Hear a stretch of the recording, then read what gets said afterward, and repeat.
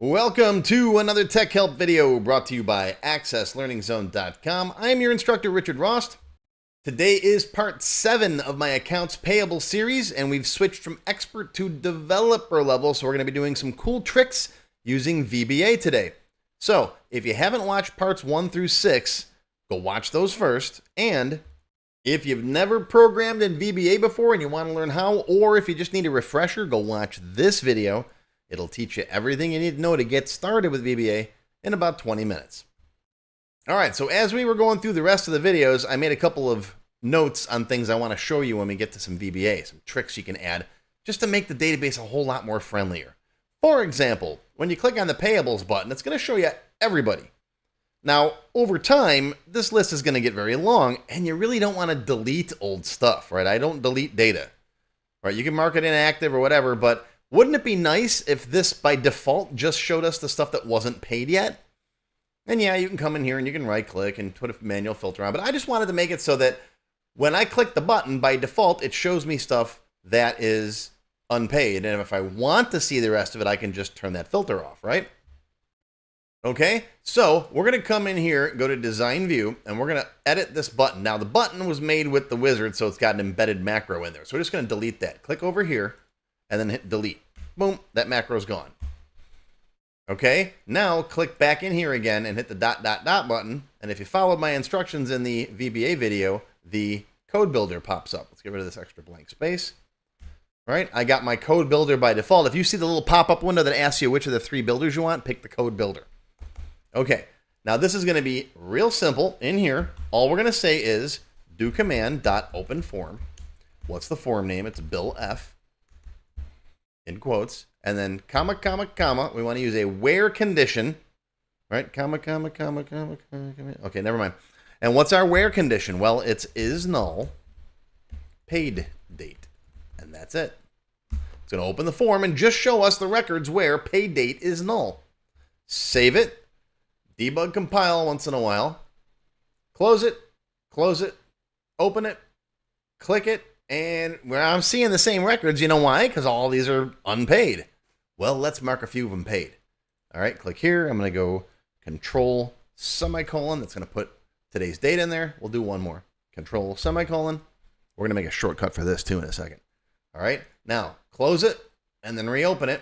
And oh, look at that. Those are missing because it's only showing us the ones that are unpaid. Right? And you can click on the filtered button to turn that off and it shows you everybody again. Let's also change the due date. I want to see just I want to see the most recent ones at the bottom. So I want to see the oldest stuff at the top. All right, so Design View. I'm just going to go into here. This doesn't require VBA. Just go into the Forms Properties, go to Data, find the Order By, and right now it's build t.DueDate descending, so it's backwards. Let's get rid of that. All right, just make it regular, just due date. In fact, you don't even need the build t dot. You can just put due date in there like that. Because we only have one table in here. This guy's bound to a table. All right, save it, close it, open it. There we go. We got our sort, we got our filter. We can turn that off. Looks good. Now, I like to make a shortcut for things like, double click here to make that paid, right? So what I'm going to do is I'm going to put a double click event in here. I'm going to go to events. I'm going to find on double click. I'm going to hit ... That opens this guy up. I'm now in the paid date double click event. And in here, I'm going to say paid date, that's the field, equals today's date. Now, you can put the open close parentheses there, but they're not needed. In fact, VBA is going to get rid of them for you. Why? I don't know, but it just does. Sometimes if you have a function that doesn't have any parameters, it just gets rid of them. I wish it left them, but it doesn't. Now, after that, I want to refresh the record so it saves immediately to the table. So I'm going to say Me.Refresh. Me is the current object that you're on. In this particular case, the object is that form, Bill F, and it's just going to refresh the data, which means save everything to the table underneath and recalculate anything that needs to be recalculated, and we're good to go. All right, save it, debug compile once in a while, close it, open it, double click, and boom, we're done. See, puts it there, and it saves the record. Now, I also like to make fields that have events and stuff in them so you can double click. I also like to change their color just a little bit. It just kind of visually tells the user that, hey, you can double click on this thing and it's going to do something, right? So come in here, maybe go with a light blue. I like to use light blue. And then I'll also make a tooltip text. Go to other and go to control tip text right there and say double click to mark paid. That way the user can just hover over it and they'll get a hint as to what's going to happen, right? Oh, this is blue over here. What does this mean? Oh, double click to mark paid. Okay, double click. All right, let's make a bunch of these not paid because we're going to be using them for something else here in a minute. Let's see. Get rid of that. Delete that. And then we'll get rid of you. And we'll get rid of you. Okay, everybody's unpaid. All right. Next up in the report. Okay. Let's put all those details back on. I showed you how to hide them last time. In the details section, go to format and visible is no. Let's put that back to yes. Now, I'd like to make that an option that the user can select when they go to open up the report. Let's put a checkbox right there. All right, form design, checkbox, drop it right there. Let's call this guy hide details. Okay, let's make it so we can actually read it. And we'll name the checkbox itself. Okay, I'm up to the top here. Come here. Where are you? There you are. Let's call it hide details. And let's set the default value on the data tab. Let's set the default value to no. So it's off unless you check on it. Okay, so this checkbox is, what's the name of this checkbox? It's hide details, but what's its full name? Forms, Bill F, hide details. Okay, that's knowing how to reference a value on an open form. Got a whole separate video on that. I'll put a link down below. Now, we don't want to put that code in the button. We want to put it in the report. When the report opens, we want to take a look at this box and say, okay, if this guy's checked, hide the detail section. Okay, so let's go to the report. Right-click, design view. We're going to go to the report properties, find events, and find the onload event. When this report loads, we're going to look at that value. Okay, ... Now I'm in the report load event. And here I'm going to say if forms Bill F hide details, then is true is assumed, right? Equals true is always assumed. I'm going to make the detail section not visible. Now, the detail section is always section 0. There's a name to it, too. I think it's AC section, detail, whatever. I just call it section 0. So now I'm going to say me.section0.visible equals false. Now, me in this case is the object that we're on, which is payables are. Me is always whatever object you're working in. We're in the report payables are report module. There's form modules, there's report modules, there's global system modules. Okay? Now, else, always need an else for stuff like this. We're going to take this guy, copy it, and paste it, and switch this to true. Right? If that box is unchecked, the detail section, section 0, is visible. Okay? All right. Debug, compile. Close it. Close it. Save it. Close it. Open it. Open it. I got the details. Now, check the box. Open it. The details are gone. See? See how nice and pretty? And that's how you can make your reports interactive. One more thing we can make interactive. What if you only want to see the payables for a specific payee, like just Jean-Luc's stuff? Well, let's add another checkbox. Now, I tried copying and pasting earlier. Copy, paste. Oh, it worked this time. See, sometimes it works and sometimes it doesn't. It's very flaky. I was playing around with it earlier and it would not copy that. Let's call this current payee only. This is handy for accounts receivable. I show this in my accounts receivable videos. Because then you can print it out. Here's all your invoices, dude, and send it to the client. This is handy if you want to like cut one check for the customer. You want to print it out and include it. I don't know, whatever. Okay, so let's name this checkbox. Let's call it current only. We'll set the default value to no. Now this code will go in the button. All right, build event. Oh, we're back to a macro. We made it with the report wizard, right? Okay, click on this. Events, get rid of that macro, delete. All right, let's go back in, make some code. Code builder is always better. Okay. Now, in here, we're going to say if current only, that's our checkbox, is true, then DoCmd.OpenReport, payables are is the name of the report, comma, how do you want to see it? AC view preview. And yes, messing around earlier, I forgot that one, which I always do, and I hit it, and of course now I wasted a sheet of paper because the default is send it right to the printer, which I hate that too. Okay, comma, where condition. Now what's the where condition? I only want the current payee. So payee ID on the report equals, what field am I looking at here on this form? It's okay, click back over here. It's this guy. That's the payee combo. You could probably use payee ID and get away with it because it's in the underlying query, but sometimes it doesn't work. You got to look at the field name. Payee combo. Otherwise, if it's not, we're just going to show everybody. So paste that and get rid of the where condition.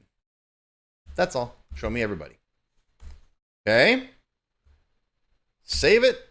Debug compile once in a while. Let's close it. Close it. Payables.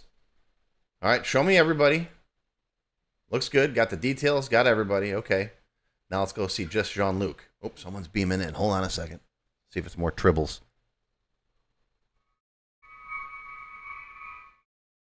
Nope, no tribbles. Just more visitors for the Starbase.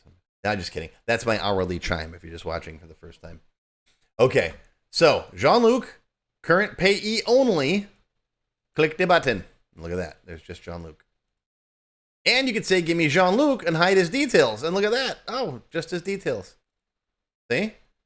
So knowing where to put the right code and knowing how to talk to the database a little bit with some VBA. See, very few lines of code. What? 1, 2, 3, 4, 5, 6 for each of those things. So that's what? 10, 12 lines of code to do something that's really cool. And it saves you from having multiple reports or saves you from having to right click and change things and do stuff in here. Just check a box. And then the code handles the rest of it.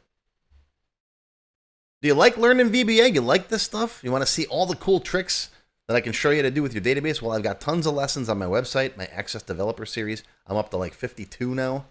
So check this out. You'll find a link down below. If you want to learn lots more about how to do payables with your database, I have an entire seminar. It's like 8 hours long. It covers everything you want to know about doing accounts payable in your database. You name it, it's in here. We got all kinds of stuff. Check it out. There's a whole big long list, laundry list of stuff that we've got. Shows you how to take like 2% net 10 to automatically take your discount. Doing recurring billing, which we're going to do in the extended cut a little bit for the members. All right, all kinds of stuff. More advanced payment reports. How to write checks. Right? How to actually convert that into $18.97. Yeah. For those of you who actually still write checks. I do once in a while. Right? Show your payee categories between dates. All kinds of stuff. Oh, this one's 11 hours long. Not 8. 11 hours long. So check it out. You'll find a link to it on my website down below. Now, members, in the extended cut, we're going to cover recurring billing. So you can set up a payee, how much you owe, what the frequency is, whether it's monthly, weekly, whatever. Right? It will track the date it was last processed. The next date it's due will be calculated automatically. And then, once a week or whenever you log on, you click Process Recurring Bills. It'll automatically run through these and add them to your bill table. Okay, and we'll also talk about different terms. So, that's all covered in the extended cut for the members. Silver members and up get access to all of my extended cut videos. Not just this one, all of them. There's hundreds of them by now. And of course, gold members can download these databases that I build in the Tech Help videos. And everybody gets some free training. And everyone's happy. So what are you waiting for? Join today. But that is going to do it, folks, for this accounts payable series. I hope you learned something. Like I said, if you want to learn more about payables, check out my full seminar. It's on my website. You'll find a link down below. But that's going to do it for today. I hope you learned something. Live long and prosper, my friends. I'll see you next time. If you enjoyed this video, hit that thumbs up button right now and give me a like. Also, be sure to subscribe to my channel, which is completely free. And make sure you click that bell icon and select all to receive notifications whenever I post a new video. Do you need help with your Microsoft Access project? Whether you need a tutor, a consultant, or a developer to build something for you, check out my Access Developer Network. It's a directory I put together personally of Access experts who can help with your project. Visit my website to learn more. Any links or other resources that I mentioned in the video can be found in the description text below the video. Just click on that Show More link right there. YouTube's pretty good about hiding that, but it's there. Just look for it. Now, if you have not yet tried my free Access Level 1 course, check it out now. It covers all the basics of Microsoft Access, including building forms, queries, reports, tables, all that stuff. It's over 4 hours long. You can find it on my website or my YouTube channel. I'll include a link below you can click on. And did I mention it's completely free? And if you like Level 1, Level 2 is just $1. That's it. And it's free for members of my YouTube channel at any level. Speaking of memberships, if you're interested in joining my channel, you get all kinds of awesome perks. Silver members get access to all of my extended cut tech help videos, and there's hundreds of them by now. They also get one free beginner class each month, and yes, those are from my full courses. Gold members get the previous perks plus access to download all of the sample databases that I build in my tech help videos. Plus, you get access to my code vault where I keep tons of different functions and all kinds of source code that I use. And gold members get one free expert class every month after completing the beginner series. Platinum members get all of the previous perks, plus they get all of my beginner courses, all of them from every subject. And you get one free advanced or developer class every month after finishing the expert series. And you can become a diamond sponsor and have your name listed on the sponsor page on my website. So that's it. Once again, my name is Richard Rost. Thank you for watching this video brought to you by AccessLearningZone.com. I hope you enjoyed. I hope you learned something today. Live long and prosper, my friends. I'll see you next time.